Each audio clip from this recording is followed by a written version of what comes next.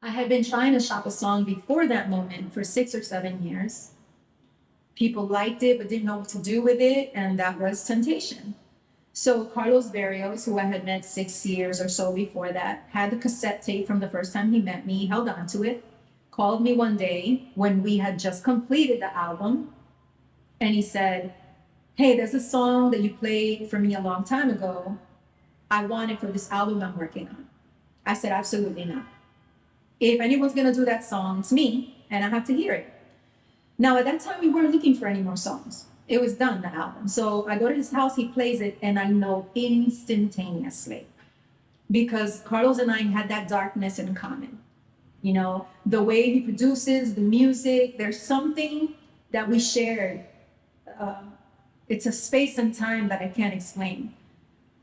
So the song came together. It was a sound that he was using for an entire album he was working on at the time. And basically, Temptation and the song they were about to release, which was Together Forever, were very similar in, I'm going to say the artists are completely different. Vocally, we're completely different. In terms of how we look, we're completely different.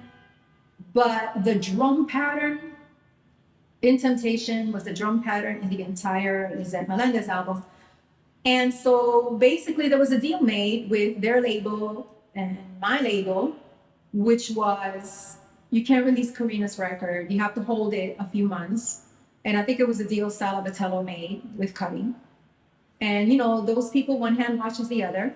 So the song was done 5 months before it was released, and I had to wait because the belief was that I had been out and I had been around a lot in terms of music. I had done very well with Out of Control, Give Me Back My Heart, and Loving You Like Crazy.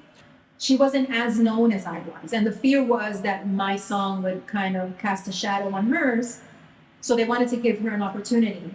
Her song was an enormous hit. It was a great song. She did a great job. Everybody did a great job on that song. And then Temptation came out. And I had someone who, I've already said this, but will remain nameless at this point, who basically said to me, you know, I made Lizette's song successful, as in them. They made the song successful. And if you don't let me manage you, and if you don't let me promote the song, Temptation's gonna die. It's never gonna get off the floor. And because someone actually challenged my artistry, my belief in myself, and in God and my faith, I said, oh yeah, watch this. Not only did Temptation succeed, but it did twice what the other record that it was similar to did. That's not by accident. That's God. It was its time. The problem now was there wasn't another song like it on the album. So that is where my dad, basically before the album came out, they didn't want to put it on the album because it didn't match. And when I played the album for my dad and he said, where's Temptation? I said, no, it's not on there. Maybe the next one. He said, well, you better get it on there because that's your hit.